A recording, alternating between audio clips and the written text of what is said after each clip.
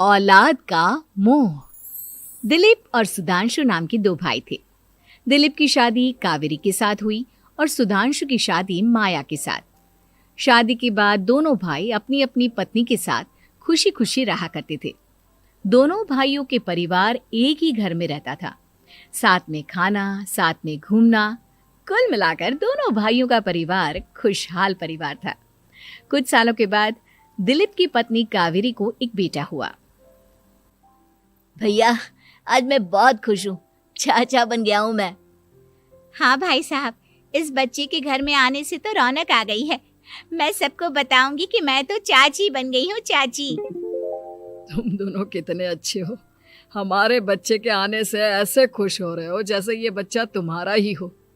बस भैया, अब आपका बेटा इस दुनिया में आ गया ना, हम भी कोशिश करेंगे कि हमारा भी बच्चा जल्दी से इस दुनिया में आ जाए। और फिर आपका और हमारा बच्चा दोनों मिलकर दिन भर घर के आंगन में खेला करेंगे। कितना मजा आएगा ना। सच कहती हूँ माया, मैं भी उसी दिन का इंतजार कर रही हूँ जब तुम्हारी भी गोद भर जाएगी और मेरे बेटे को एक छोटा भाई या बहन मिल जाएगी। 1 साल बीत जाता है। दिलीप और कावेरी का बेटा अब 1 साल का हो चुका था, लेकिन सुधांशु और माया की कोई औलाद नहीं होती। माया, लगता है कि हमारी जिंदगी में बच्चे का सुख ही नहीं है। ऐसा क्यों कहते हैं? दिलीप भाई साहब का बेटा भी तो हमारा ही बेटा है ना। तुम्हारी बात बिल्कुल ठीक है माया, लेकिन फिर भी हमारा खुद का एक बच्चा होता तो कितना अच्छा होता। हाँ, कावेरी भाभी भी हमेशा कहती हैं उन्हें अपने बेटे के लिए एक छोटा भाई या बहन चाहिए। लेकिन देखिए ना, हमारी तो किस्मत ही कितनी खराब है। हमारे तो सारे ट्रीटमेंट भी फेल हो चुके हैं। डॉक्टर ने भी साफ साफ कह दिया है कि तुम कभी माँ नहीं बन सकती। वही तो सुधांशु, बहुत बुरी किस्मत है हमारी। लेकिन माया, हम अपनी किस्मत को इतना क्यों कोस रहे हैं? हम दिलीप भाई साहब के बेटे को अपने बेटे की तरह ही प्यार कर सकते हैं ना। हाँ जी, बिल्कुल सच कहा। मैं भी वैसा कर सकती हूँ। चाची हूँ, उसे छोटी माँ का प्यार नहीं दूंगी क्या? कुछ दिनों के बाद दिलीप का एक दोस्त दिलीप से मिलने के लिए आता है। अरे क्या बात है दिलीप, बधाई हो बधाई। और घर तो काफी बड़ा है तुम्हारा।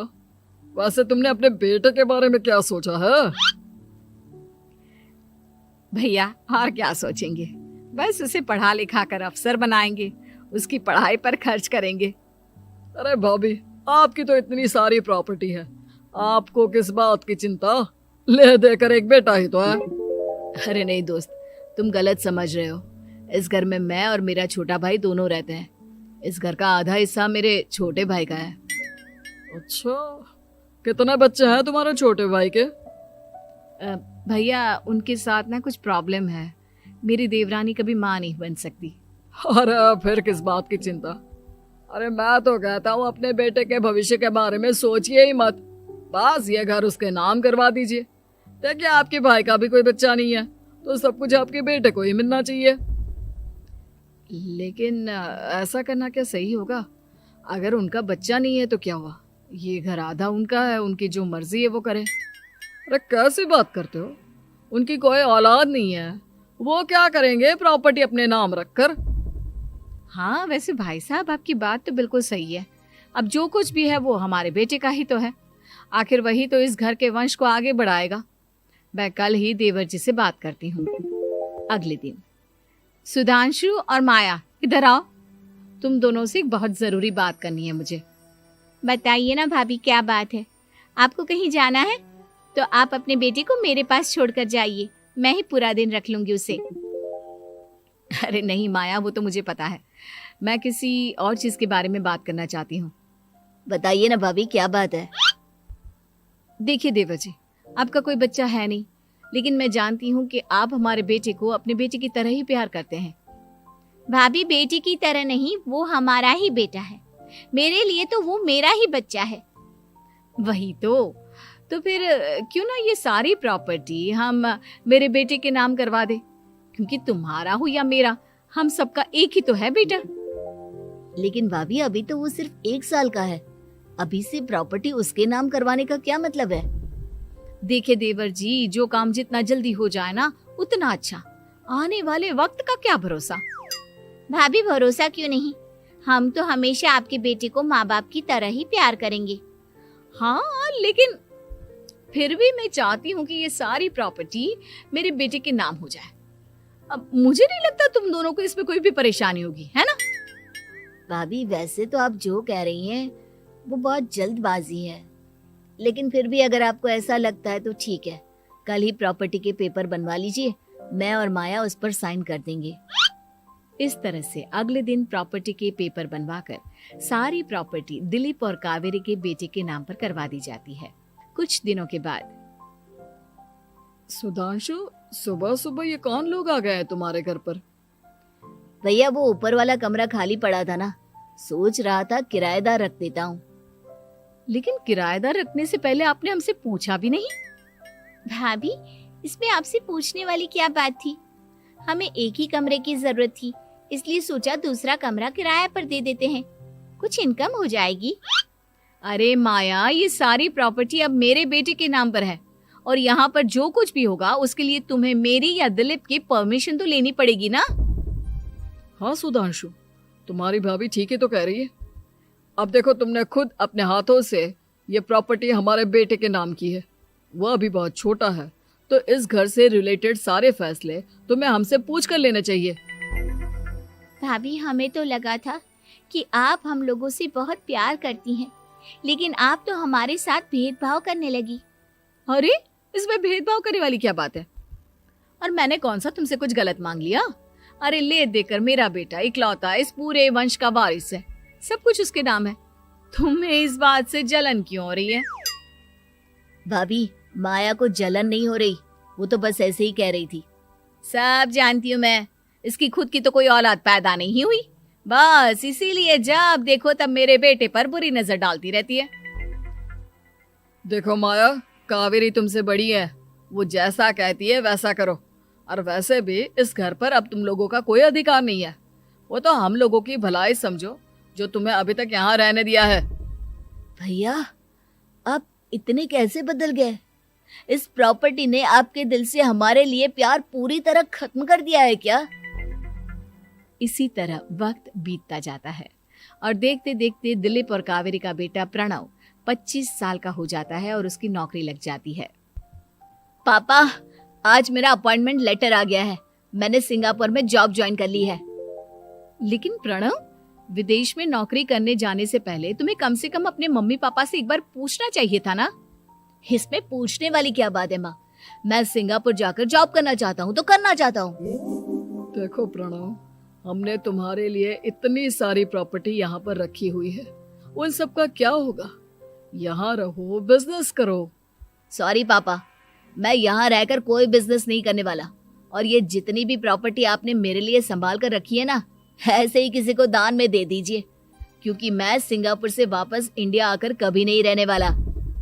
दिमाग खराब हो गया है तेरा, जानता नहीं तेरी वजह से हमने तेरे चाचा चाची से लड़ाई करके पूरा घर तेरे नाम करवा दिया था। हाँ तो ऐसा करने से पहले आपको सोचना चाहिए था ना। और मम्मा, मैं तो वैसे भी उस वक्त 1 साल का था, मेरा इस मैटर से कोई लेना देना नहीं है। कैसी बात कर रहा है ये लड़का?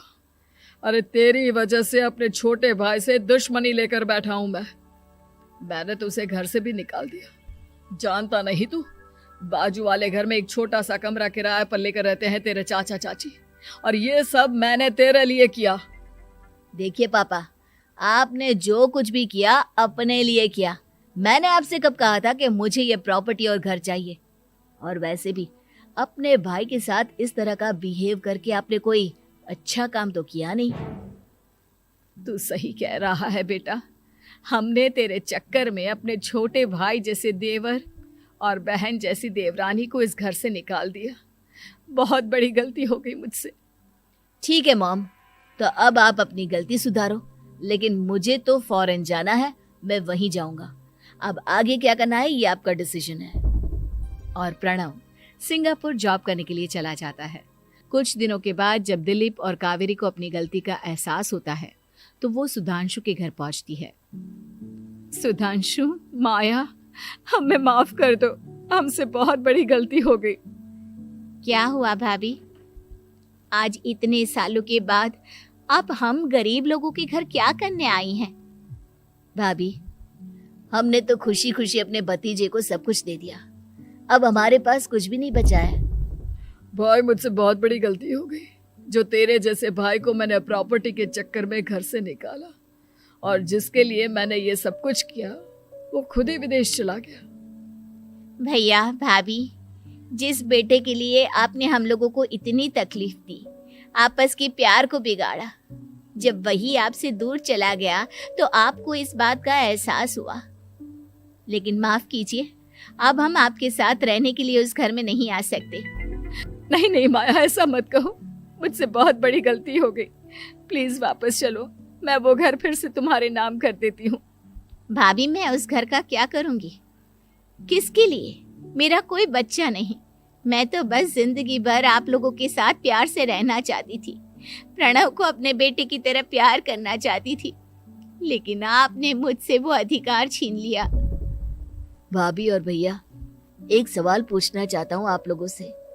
जो बच्चा कुछ ही दिन पहले दुनिया में आया हो, जिस बच्चे के भविष्य का आपको पता ही ना हो, उसके लिए अपने पुराने रिश्तों को तोड़ देना, अपने सगे रिश्तेदारों से दुश्मनी मोल लेना, उनके साथ झगड़ा करना, उनकी बेइज्जती करना, क्या ये सही है? कम से कम हमें सही वक्त का इंतजार तो करना चाहिए ना।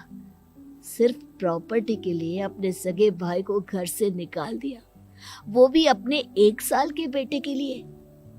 क्या ये वाकई में सही था? जवाब दीजिए मेरी बात का।